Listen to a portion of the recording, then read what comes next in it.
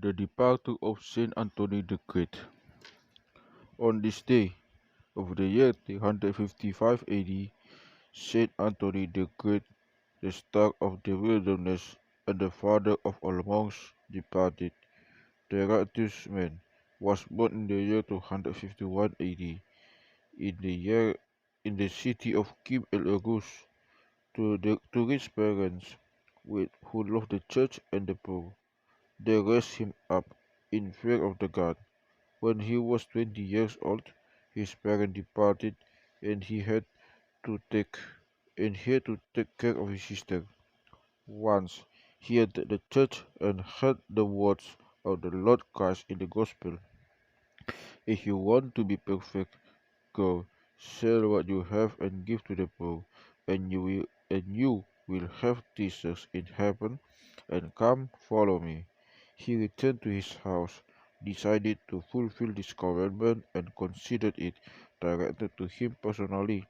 He gave his word to the poor and needy, and he took his sister and placed her with some virgins. At the time, monasticism had not yet been established. All those who wanted to live a solitary life were, went and lived on the outskirts of the city. This was what Saint Anthony did as he dwelt alone, worshipping and living an ascetic life. The devil fought him. The devil fought him there by afflicting him with boredom, laziness, and the phantoms of woman. He overcame the devil's snares by the power of the Lord Christ. After that, he went to one of the tombs, and he resided therein and closed the door on himself. Some of his friends used to bring him food. When the devil perceived his ascetic life and his intense worship, he was envious of him, and he beat him mercilessly, then left him unconscious. When his friends came to visit him and found him in the condition, they carried him to the church. After he somewhat recovered, he went back to same place. The devil again resumed his work against Saint Antonius, only this time the phantoms were in the form of wild beasts, wolves, lions, snakes, and scorpions. They appeared as if they were about to take him or cut him into pieces, but the saint would laugh at them scornfully and say, "If any of you have any authority over me, only one who only one would have been sufficient to fight me." At his saying this, they disappeared as though in smoke, for God gave him the victory of the devils. He was afraid, saying the psalm, "Let God arise, let his enemies be scattered, let those who also let those also who had him flee before him." Saint Anthony used to prepare a quantity of bread that would sustain him for 6 months. For 6 months, he did not allow anyone to enter his cell, and whoever came to him stood outside and listened to his advice. He continued in the condition of solitary worship for 20 years. Then, by God's command, he went to Elvayum and confirmed the Brethren there in the faith. Then returned to his monastery. During the time of persecution, he longed to become a martyr. He left his monastery and went to Alexandria. He visited those who were imprisoned for the sake of Christ and comforted them. When the governor saw that he was confessing the Lord publicly, not caring what might happen to him, he ordered him not to show up in the city. However, the saint did not heed his threats. He faced him and argued with him in order that he might arouse his anger, so that he might be tortured and martyred.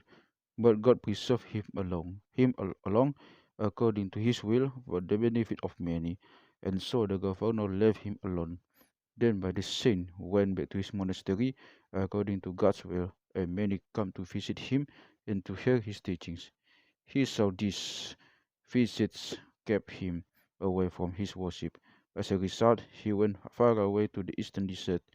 He traveled with some Bedouins to in the wilderness for 3 days, and he found a spring of water and some palm trees, and then he chose to settle there. On this spot now stands the monastery of Saint Anthony the Great. The Bedouins came to him with bread, and the Lord drove away all the wild beasts from his on this place for his sake. On occasions, he would go to the monastery on the outskirts of the desert by the Nile to visit the Britain, then return to inner and, re, and then return to his inner monastery. His fame his fame spread abroad, and it reached Emperor Constantine. The emperor wrote to him, offering him praise and asked him to pray for him. The Britons were pleased with the emperor's letter, but Antony did not pay any attention to it, and he said to them, "The books of God, the King of Kings, and the Lord of Lords, commands us every day, what, but we do not heed what they tell us, and we turn our backs on them." Under the persistence of this Briton who taught him, Emperor Constantine loved the church, and he accepted to write him a letter blessing him and praying for the peace and safety of the empire and the church. One day he was bored, and he heard a voice telling him, "Go out and see." He went out and saw an angel who wore a girdle with a cross, one resembling to holy scheme, and on his head was a head cover or collansoa. He was sitting while braiding palm leaves. Then he stood up to pray, and again he said to wave. A voice came to him saying, "Antony, do this, and you will rest."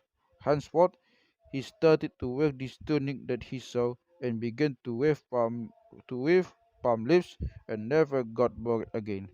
Saint Tony prophesied about the persecution that was about to happen to the church and the control of the heretics over it, but the church victory and its return to its former glory and the end of the age. When Saint Macarius visited Saint Anthony clothed him with the monk's garb, and Saint Anthony told him what would be of him when the day of the when the day of the departure when the day of the departure of Saint Paul, the first hermit in the desert, Donner, Saint Anthony went to him. Saint Anthony buried Saint Paul the hermit after he had clothed him in a tunic which was present from Saint Antonius the Apostolic, 20th Pope of Alexandria. When Saint Anthony felt that the day of his departure had approached, he commanded his disciple to hide his body, and to give his staff to Saint Macarius, and to give one sheepskin to cloak to Saint Athanasius, and the other sheepskin cloak to Serapion, his disciple. He stretched himself on the ground and gave up his spirit. The angels, the saints, took his spirit and carried it to the place of perpetual rest. The saint lived on for 1005 years, sliding in the way of holiness and purity. His prayers be with us, and glory be to our God forever. Amen.